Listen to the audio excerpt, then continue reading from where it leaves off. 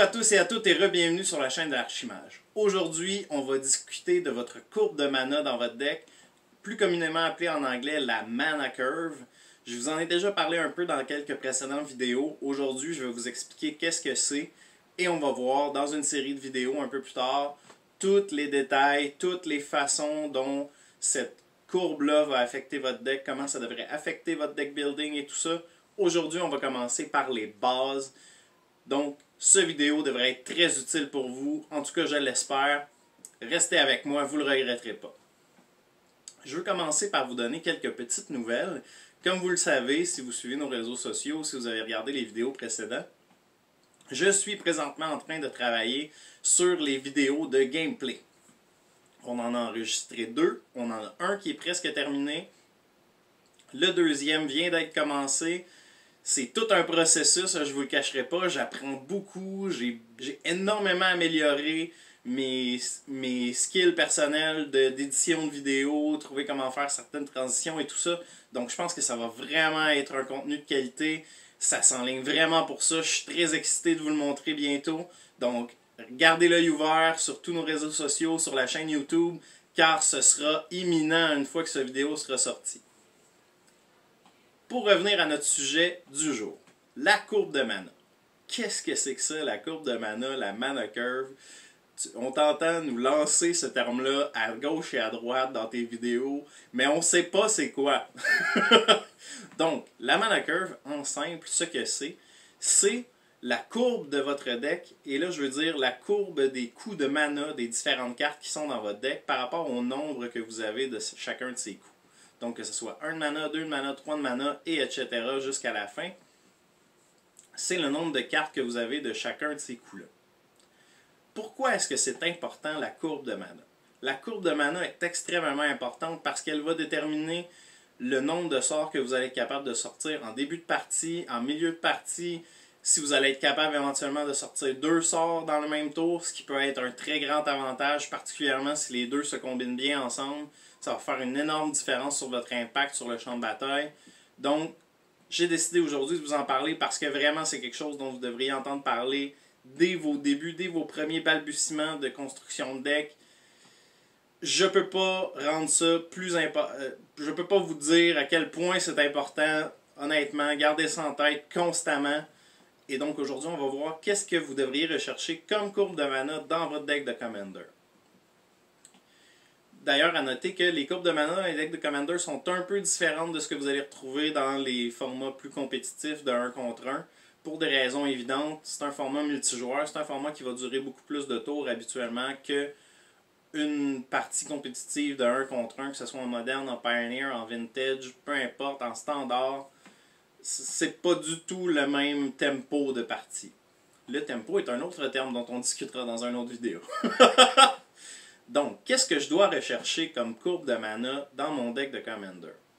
Je vais vous mettre un exemple à l'écran. C'est ce à quoi votre courbe de mana devrait ressembler dans une situation normale. Donc là, évidemment, comme tout ce dont je vous parle, ça va être affecté par votre Commander, ça va être affecté par la synergie de votre deck et tout ça, mais il y a certaines choses qui vont revenir constamment, et donc, qui sont entre autres que vous allez vouloir retrouver vos cartes de ramp, d'amélioration de votre réserve de mana dans les cases de 1 à 3 habituellement. Et il y a aussi le fait que le coût de mana de votre Commander va influencer le nombre de cartes que vous allez avoir dans chacune de ces cases, puisque vous savez si votre deck est bâti autour de votre Commander et que c'est important pour vous de l'avoir sur le champ de bataille.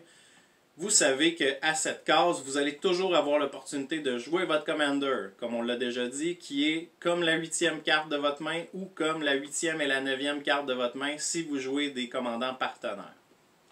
Donc gardez ça en tête, ça aussi c'est très important. Peut-être que dans un deck où vous avez un Commander qui coûte 3 de mana, vous allez avoir un peu moins de cartes à 3 de mana parce que vous savez que c'est à ce tour-là que vous voulez sortir votre Commander. Ça va également affecter le type de RAM que vous allez mettre dans votre deck. Par exemple, si vous avez encore une fois un Commander qui coûte 3 de mana, ben vous allez vouloir avoir du RAM plutôt dans la case 1, puisque ça va vous permettre de jouer cette rampe-là au tour 1. Ensuite de ça, au tour 2, mettre un deuxième terrain, taper les 3 et sortir votre commandant au tour 3. autour d'eux, ce qui est un bon avantage là, pour vous, puisque votre deck est bâti autour du fait que votre commander est sur la table, donc le plus rapidement vous le mettez, le plus vous allez avoir d'impact. Un petit truc un peu plus intermédiaire ici.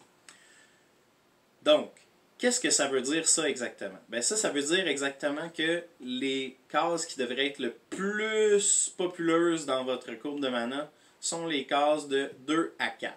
Pourquoi?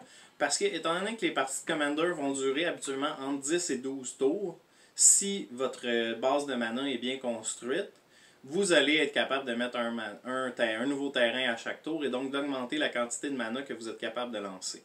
Et ça veut dire que si vous avez beaucoup de cartes dans le 2, 3, 4, ça va vous permettre très rapidement de lancer plus qu'un sort par tour. Et comme je l'ai déjà dit, ça va avoir un grand impact sur la partie, ça va vous permettre d'avoir une présence sur le champ de bataille qui va être plus agressive ou beaucoup plus défensive, qui va décourager les autres joueurs à la table de vous attaquer. C'est toujours une bonne chose, particulièrement dans une partie multijoueur où la plupart du temps les gens vont chercher une personne qui est ouverte ou une personne qui est facile à attaquer pour eux, qui ne leur demandera pas de mettre toutes leurs ressources de créatures là-dedans. Donc, plus vous avez de défense, moins vous avez de chances de vous faire attaquer. Moins vous avez de chances de vous faire attaquer, plus que vous avez de chances de survivre à la partie et d'en terminer vainqueur. Ça va aussi vous permettre d'avoir plus de cartes synergétiques avec votre deck qui vont être sur le champ de bataille. Et donc, ça va augmenter l'impact de chacune des cartes que vous allez jouer après. Encore une fois, si vous avez bien bâti votre deck et que votre synergie est excellente, vous ne regretterez pas du tout d'avoir fait ça. Vous allez voir, ça va vous donner des tours beaucoup plus explosifs. Et c'est habituellement dans ces tours explosifs-là qu'on va se retrouver à se mettre dans une position qui va être vraiment dominante par rapport aux autres joueurs et qui va justement vous mettre dans une position où vous allez être en mesure de remporter la partie. Si ce n'est pas ce tour-là, dans les tours qui suivent. Donc, encore une fois, quelque chose de très important à se rappeler. Si vous suivez cette courbe, et surtout si vous vous rendez compte que je vous invite à aller vérifier dans vos decks que vous avez déjà construit, si c'est le cas. Allez voir de quoi votre courbe de mana a l'air. Pour ce faire, vous pouvez utiliser des applications comme Manabox, comme Tapped Out. On en a déjà parlé un peu. Ça va vous permettre d'avoir les statistiques directement, mais sinon, vous pouvez très bien le faire vous-même manuellement. Vous prenez les cartes de votre deck, vous mettez toutes vos cartes de coups de mana convertis de 1 dans une pile, de coups de mana convertis de 2 dans une autre pile, et ainsi de suite. Et ça va vous permettre de voir de façon très visuelle combien de cartes vous avez dans chacune de ces cases. Ça reste très facile, et honnêtement, si vous commencez à jouer, c'est peut-être même une meilleure façon de le faire, parce que ça vous permet de voir qu'est-ce que vous faites à ces tours-là aussi. Au tour 1, est-ce que je mets du rampe de mana? Au tour 2, est-ce que je mets encore une fois du rampe de mana? Ou est-ce que mon objectif primaire, c'est de sortir une première créature parce que mon commandant a un intérêt à avoir des créatures sur le champ de bataille? Donc, c'est toutes des choses qui sont à garder en tête et d'avoir le visuel des cartes directement devant vous, ça peut vous aider là-dedans. Laissez-moi savoir en commentaire si, après avoir écouté cette vidéo, vous regardez votre courbe de mana et vous vous rendez compte que vous aviez besoin de cette information, que c'est quelque chose qui vous a aidé à optimiser un deck. Lâchez-moi un petit commentaire là-dessus, ça me ferait plaisir de savoir que je suis en mesure de vous apporter mon aide de ce côté-là. Donc, ça, c'est les façons de vérifier quelle est votre courbe de mana. Ensuite de ça, qu'est-ce que vous devez faire pour améliorer votre courbe de mana? Donc, ce que je vous recommande, et c'est quelque chose qui est un peu contre-intuitif parfois pour les joueurs de Commander, puisque la façon dont on nous invite dans le format, c'est qu'on nous dit c'est le format où est-ce que tu vas être en mesure de jouer tous tes gros sorts que tu n'as pas de place pour mettre dans aucun autre deck, que ce soit des coups de mana de 7, 8, 9, 10 même. C'est là que tu vas pouvoir jouer ces sorts-là. Donc là, à ça, je dirais oui et non. Oui, c'est des sorts que, si ce sont des sorts particulièrement puissants qui peuvent vous permettre de remporter la partie, oui, un deck de Commander est tout à fait la maison pour cette carte, sans aucun doute. C'est intéressant de l'avoir et ça peut vous permettre justement de passer d'une position désavantagée à une position de vainqueur dans une partie. C'est pas à négliger, c'est pas à sous-estimer.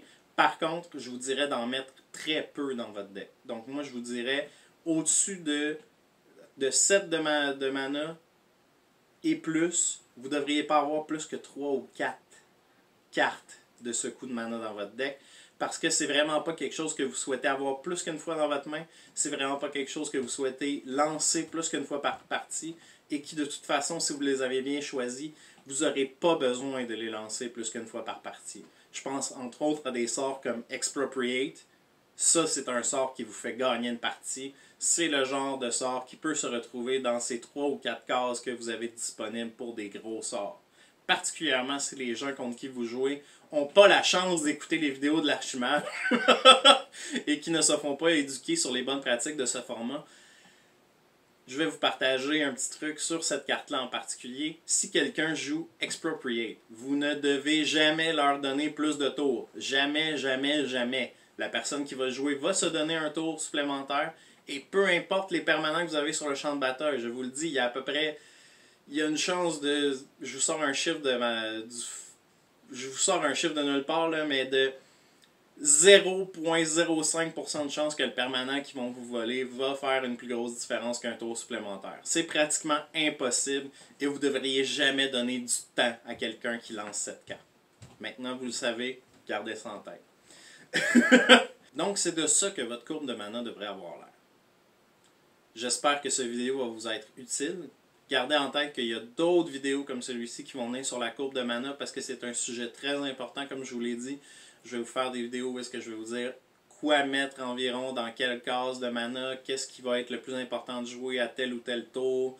Bref, tout ça, tous les détails vont venir dans des vidéos conséquentes. Mais ceci est vraiment la courbe de mana pour débutants si vous avez peu ou pas de connaissances sur ce sujet. N'hésitez pas à y revenir souvent parce que c'est des informations qui doivent vraiment vous rentrer en tête. Et ensuite de ça, si vous souhaitez continuer à nous aider à grossir la communauté de cette chaîne, n'oubliez pas d'aimer la vidéo, de vous abonner à la chaîne, de le partager avec vos amis. C'est vraiment ce qui nous aide le plus, de le faire découvrir au plus de gens possible, ce qui m'amène le plus de motivation à continuer de mettre des 12, 14, 15 heures par jour sur de l'édition de vidéos de gameplay que je suis très excité de vous partager bientôt. Donc, si vous pouvez faire ça pour nous aider, ce serait très apprécié et je vous en remercie. Et sur ce, je vous dis à la prochaine!